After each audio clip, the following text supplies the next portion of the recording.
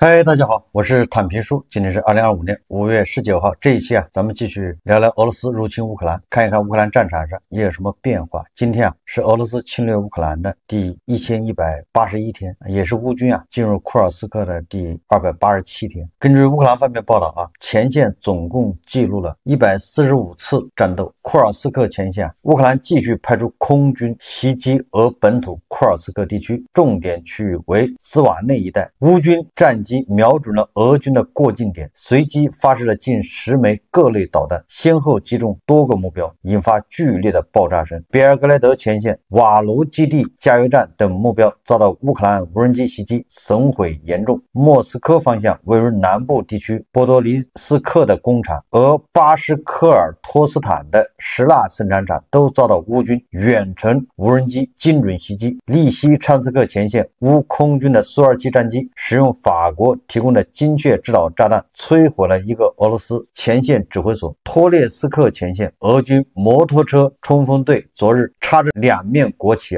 一个是前苏联国旗，一个是俄罗斯的国旗，向乌军第1亚速军第14突击旅发起了猛攻。在这个第1亚速旅第14突击旅的无人机、炮兵与狙击手的联合绞杀下，全军覆没在库尔斯克的格沃村乌克兰的无人机侦察发现库尔斯克前线俄军一方的一栋房子里隐藏着一队俄军士兵，同时房间里的俄军士兵也发现了乌克兰的这个无人侦察机。或许是这些俄军士兵误以为这个无人侦察机是俄方的，所以他们竟然还向这个无人机打招呼。如他们所愿他们招来了乌军的铁锤炸弹。这个铁锤炸弹可是精确制导炸弹，弹无虚发。我们看看俄罗斯方面的说法这个俄罗斯国防部通报称，5月10号到16号，俄军控制了6个位于顿涅茨克地区的居民点。俄军使用高精度武器和无人机实施了6次集群打击，摧毁了乌军生产导弹和无人艇部件的军工企业、无人机和无人艇存储和预备产地、弹药库以及乌军和外国雇佣军临时部署点，击落乌军930架无人机。同一天，乌克兰武装部队总参谋部发布战报称，过去一天前线地区发生165次战斗。5月18日，乌克兰空军称，当日俄罗斯对乌克兰境内目标发动大规模无人机袭击。乌方称，这是自2022年俄乌冲突爆发以来，俄罗斯发动的最大规模无人机袭击。乌克兰空军表示，截至当地时间上午8时时，俄罗斯发射273架无人机，主要目标是乌克兰中部的基辅州、乌东第聂伯罗彼得罗夫斯克和顿涅茨克州。俄罗斯官方尚未回应乌方的表态。而俄罗斯塔斯社称在过去24小时内，乌克兰发射超40架无人机袭击别尔格莱德州，也就是俄乌双方虽然在伊斯坦布尔举行和谈，但是双方的互相轰炸根本就没有停反而还愈演愈。乌克兰总参谋部说截至今日，乌克兰无人系统部队用拦截无人机摧毁100架沙赫德无人机，无人系统部队第412团已拦截了100架敌方沙赫德和非洲局攻击型无人机。该部队称共摧毁76架伊朗制造的沙赫德136神风无人机和24架俄罗斯制造的非洲局无人机，也就是那个沙赫德136的山寨版的。在现代战争史上，远程打击无人机第一次被其他无人飞行器系统拦截，是用无人机把对方的无人机打下来往常打这个无人机都是靠这个高射炮或者是导弹，而一枚防空导弹成本恐怕也上100万美元，而一架拦截无人机的成本也就5000美金。也就是乌克兰现在空军越来越厉害，无人系统部队正积极扩大这一领域的规模，以弥补传统防空能力的不足，并加强对乌克兰城市的保护，使其免遭俄罗斯联邦的恐怖袭击。用无人机去对付无人机。乌军总司令谢尔斯基说自今年年初以来，乌克兰武装部队已摧毁逾1000辆俄军坦克。乌克兰战士们持续摧毁敌人及其装备，仅在今年年初至今，国防军就击毁了超过1000辆占领军的坦克，总数是1159辆，以及2500多辆装甲战车。这个充分说明俄乌战争就是一个消耗战。我们再看看外交以及国际援助波兰正在准备向乌克兰提供47批军事援助，价值约2亿欧元。这个波兰的总统杜达说啊，不要跟侵略者谈判，要打得他们受不了了，主动来谈判。这个说法啊，对俄罗斯是非常有效的。俄罗斯人啊，只听得懂大炮的声音。欧盟军事委员会主席罗伯特·布里格尔宣布，欧盟计划今年向乌克兰供应的大口径弹药数量翻倍，以更好支持基辅对抗俄罗斯。乌克兰通讯社援引媒体报道说，这一声明是在欧盟国防事务负责人周四在布鲁塞尔举行的会议后做出的。布里格尔在会后对记者表示我们的目标是在今年内向乌克兰交付200万发大口径弹药，也就是说相比去年供应的数量将实现翻倍。他指出，为实现这一目标，欧盟正鼓励成员国增加弹药产量。布里格尔表示我们正在努力鼓励成员国通过欧洲防务局签订的合同增加采购和生产，同时我们也在推出新的倡议，包括财政支持或加强与乌克兰国防工业的合作。他还提到应对俄罗斯影子舰队所构成海上威胁的潜在能力。布里格尔指出，欧盟必须加强现有舰队，以有效保障海域安全并抵御任何威胁。但我回顾目前正在执行的3项海上任务，2项在印度洋西北部，可以坦率地说，我们的资源不足。总之，欧盟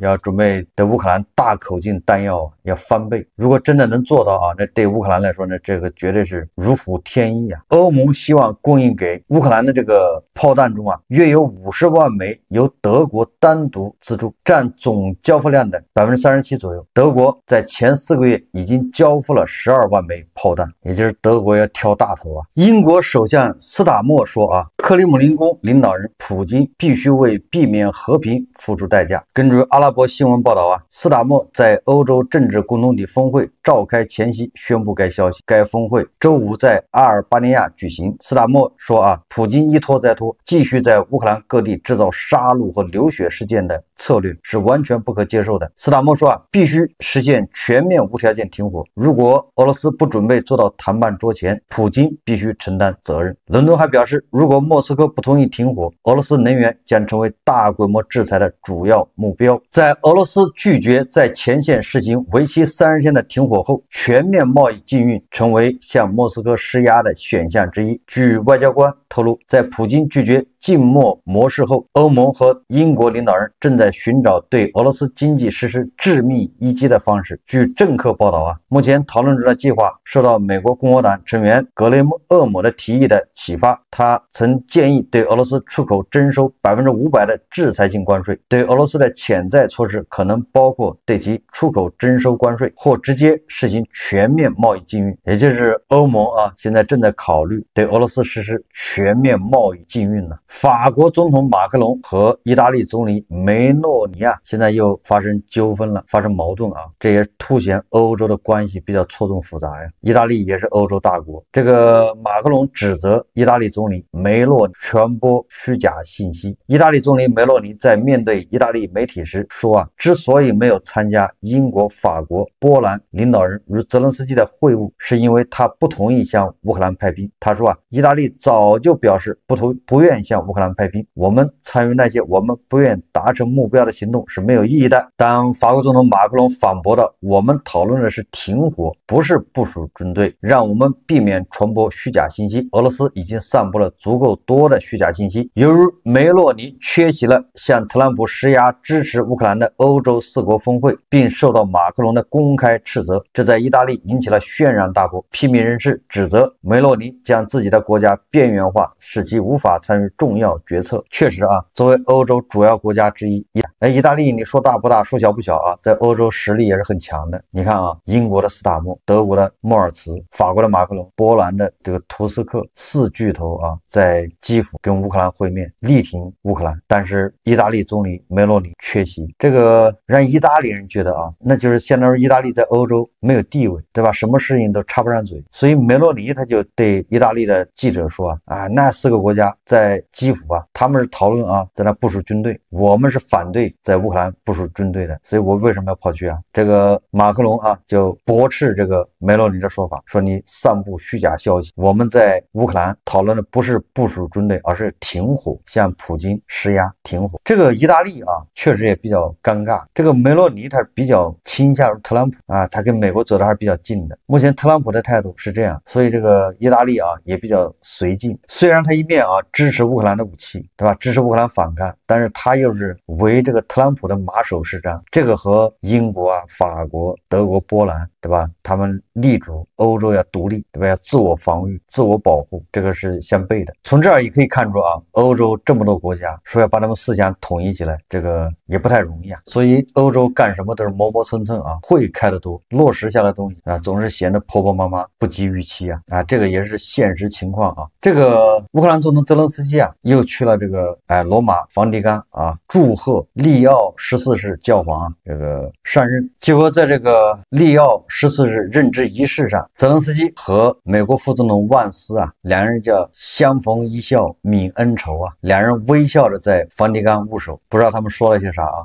泽连斯基也有可能啊，千感谢万感谢，对吧？这回不能忘了，对吧？一定要感谢这个万斯啊，18辈祖宗啊，都得感谢到啊。英国的《泰晤士报》说啊，这是两人自2月份在白宫发生激烈冲突以来首次见面。在这个利奥14世教皇任职仪式上啊，重点肯定不是万斯啊，这个重点又是泽连斯基。教皇利奥14世啊，首次与外国领导人举行私人会见，就是与泽连斯基啊，泽连斯基跟他夫人呢一起参加这个教皇的就职仪式，然后教皇和泽连斯基私下会晤啊半小时。据媒体说啊，万斯也请求与利奥14世教皇进行私人会见，但是我想啊，这个最好是不要见，因为上一任教皇方济各，对吧？见了万斯以后啊，没多长时间就走了，所以多多少少要避讳一点。这个卢比奥啊和万斯啊，好像在梵蒂冈跟这个泽连斯基啊又进行了会晤。这个乌克兰官员说啊，他们的会晤持续了30分钟。美国国务卿卢比奥说啊，他说如果乌克兰战争谈判没有取得进展，美国参议院将推动一项对俄罗斯实施制裁的法案。他补充说啊，目前我们已请求参议院给予我们时间来了解是否会取得进展。这个卢比奥说的比较有意思啊，就是既不想得罪普京啊，说啊，如果跟乌克兰会谈没有进展，那美国就要对俄罗斯实施叫毁灭性制裁。但是不是特朗普，也不是卢比奥推动的啊，是美国参议院推动的。我们现在啊正拦着参议院呢，好像这个参议院呢是共和党那个叫什么格林厄姆吧，他是跨党派啊，带领了这个60多个议员提出了这个法案，要对俄罗斯实施毁灭性制裁。卢比奥说啊，我现在拦着他们。特朗普说啊，他星期一是吧10点要跟普京通话，通完话之后再跟泽连斯基通话。现在这个特朗普啊，现在这个态度又来暧昧啊，琢磨不定。一会儿说泽连斯基不好打交道，一会儿说泽连斯基啊，这个把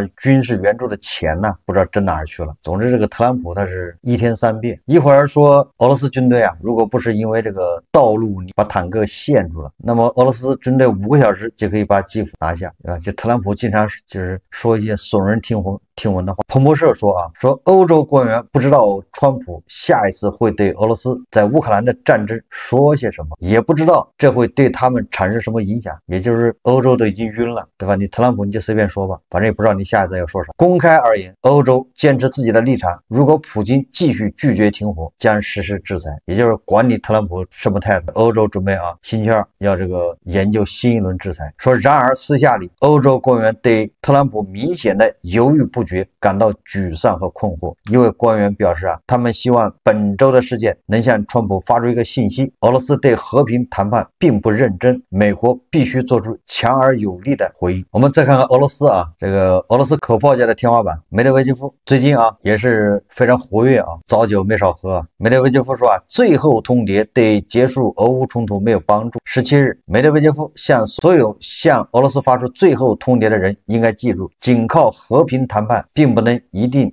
结束敌对行为，谈判失败可能导致冲突进入有新武器和新参与者的更可怕阶段。马克龙16日表示啊，如果俄方继续拒绝回应停火提议，欧洲将与美国协调实施更多的对俄制裁。这个梅德韦杰夫就说了啊，你们这个最后通牒啊，对结束俄乌冲突没有帮助。但是这个梅德韦杰夫啊，没隔半天啊，又开始发那个社交媒体啊，向所有俄罗罗斯的敌人发出严重警告，谈判失败可能意味着战争进入一个可怕的阶段。说那些为谈判设定先决条件的俄罗斯敌人应该记住一个简单的道理：和平谈判不一定意味着战争结束。说不成功的谈判可能导致战争进入一个更可怕的阶段，有新的武器和参与者，就除了威胁还是威胁啊！你说这得喝多少早酒啊，底气才能这么足啊？有新武器参与，什么意思啊？不就是说核武器吗？梅德韦杰夫啊，看样子学乖了啊，不敢直接说核武器了，怕到时候啊，对吧？又圆不回来，说新武器。在俄乌如土耳其伊斯坦布尔恢复3年前中断的谈判之后啊，俄罗斯总统普京当地时间5月18日对俄乌冲突走向发表最新评论。通过这个评论啊，就可以看出普京的想法呀。根据全俄国家电视广播公司当天发布了一段采访视频，当被问及俄罗斯需要什么样的特别军事行动结果时，普京表示，当前俄罗斯拥有足够的实力和资源，能够将始于2022年特别军事行动推进至符合俄罗斯需要的合理结局。那么普京所说的合理结局是什么呢？普京说啊，俄罗斯特别军事行动需要达成的结果包括消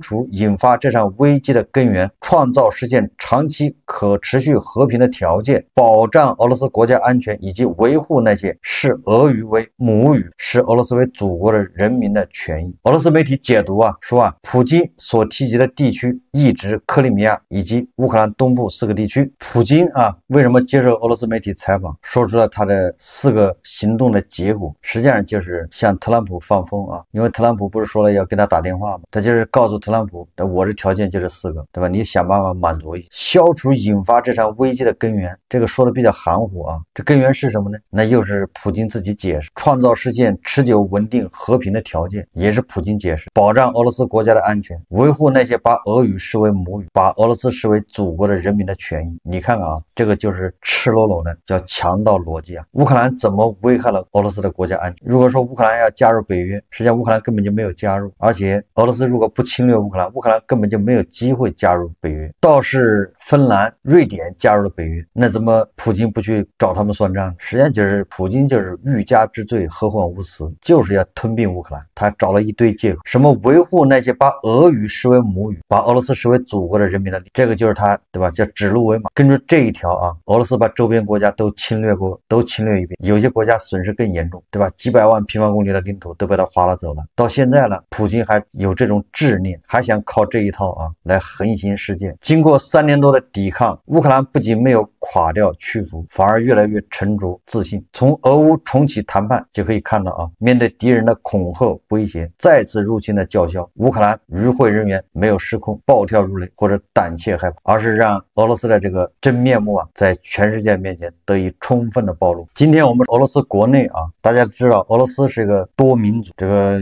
它的民族更加复杂呀，错综复杂。但是最主要的啊，它的分裂势力来自于伊斯兰教，这是最主要的分裂势力。当前俄罗斯4大伊斯兰教自治共和国有3个存在严重独立倾向，对吧？一说到俄罗斯啊，很多人第一反应就是那横跨欧亚的辽阔国土、冷峻的战斗民族气质，以及在乌克兰战场上持续拉扯的身影。但是我们只要对俄罗斯国内啊内部稍微有点了解，就会发现这个帝国遗产的内核啊，其实正在面临一场内部的地震。它的伊斯兰边疆正在酝酿着巨大的离心倾向。这就是我一直说的啊，俄罗斯只要一失败，一定会解体，没有办法，不以人的意志为转移啊。普京啊会还给俄罗斯人20个小俄罗斯。那么这个俄罗斯境内有哪4个主要的伊斯兰教为主的自治共和国呢？这个首当其冲的大家都知道啊，那就是车臣。第2个就是印古什，还有达吉斯坦和鞑靼斯坦。这个车臣、印古什、达吉斯坦这3个叫北高加索，它是在高加索山脉的北麓啊，它属于俄罗斯南部联邦管区。这个鞑靼斯坦呢，它位于伏尔加河中游，地理上偏向俄罗斯的这个欧洲部分。按照目前掌握的公开信息和政策动向，这4者中至少有3个存在严重的分离主义和独立倾向，尤其是莫斯科中央政权动荡、对外战争拖沓、内部民族矛盾激化的背景下，这种倾向比以往任何时候都更具爆炸性。首先就是车臣啊，咱们天天说的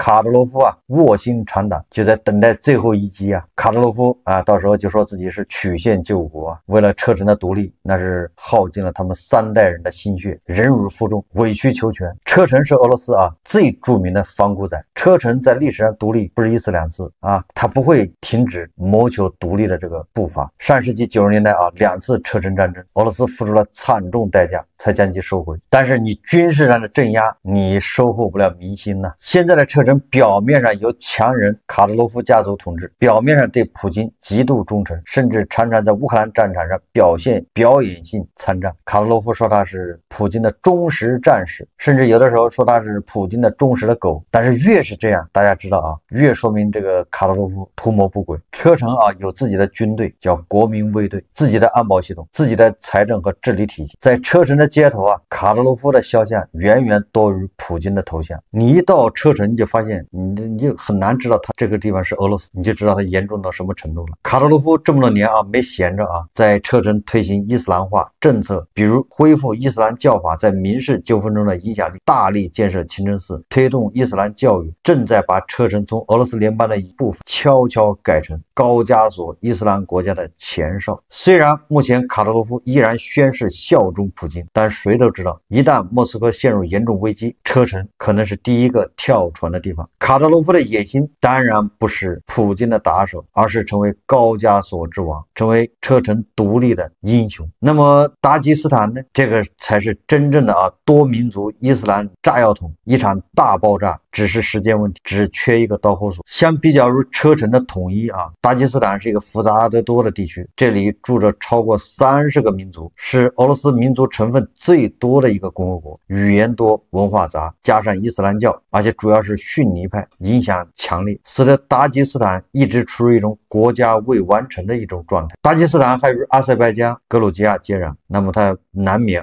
受外部势力渗透影响。大家记得还是前年对吧？有一架以色列的飞机降落在达吉斯坦首都，结果导致当地民众冲突愤怒的民众冲进机场寻找以色列乘客。实际上这个就反映出当地民族主义与宗教狂热结合后的一种不安定，一种蠢蠢欲动。说白了就是缺个时机，一旦时机一到这个达吉斯坦必乱。那个印古什虽然它国家很小，面积小，人口也不多，但是就这么一个小地方也不安分。2018年印古什爆发了罕见的大规模抗议，原因是与车臣之间的边界被重新划分，导致部分印古什土地划归车臣。当时的印古什民众认为这是中央政府向车臣屈服，而他们则成了被牺牲的民族。你看看印古什跟车臣之间不对付，跟俄罗斯也不对付。这个鞑靼斯坦呢，那就更不一般了跟那个北高加索那3个伊斯兰国比起来这个鞑靼斯坦反而更有实力，更低调，更内敛，表面稳定的伏尔加雄鹰，暗地里在盘算未来。鞑靼斯坦的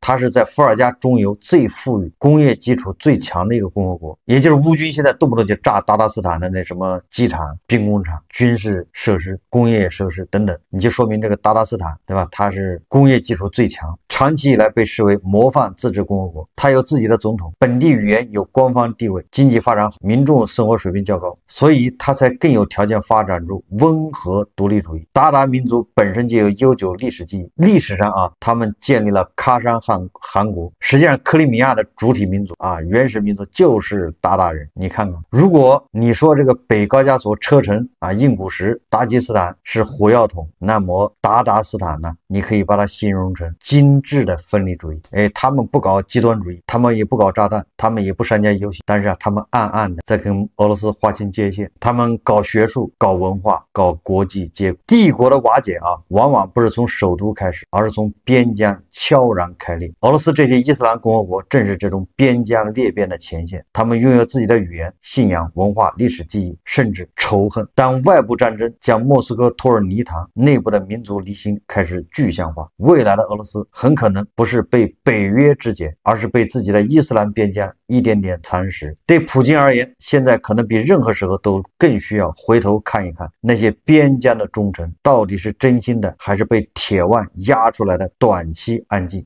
所以说只要俄罗斯对吧，这个威权，只要普京的控制力稍微一弱，只要俄罗斯吃一个败仗，俄罗斯必然就自己完成肢解、内部分裂。在车臣、达吉斯坦、印古什这些国家这些地区的带领之下，俄罗斯其他的边疆区啊也是蠢蠢欲动啊。当然了，俄罗斯如果自我分解，这个对全世界、对全人类来说啊都是个好事，对俄罗斯人来说也是个好事。俄罗斯变成20个小俄罗斯的时候，那么欧洲就不会再防着它，他们甚至有可能会加入欧盟，他们的工业、他们的经济、他们的科技、他们的文化也可能得到长足的发展。好，这期节目我们就聊到这，感谢大家收看。如果喜欢我的节目，欢迎订阅转发，也可以在下方留言评论，谢谢大家。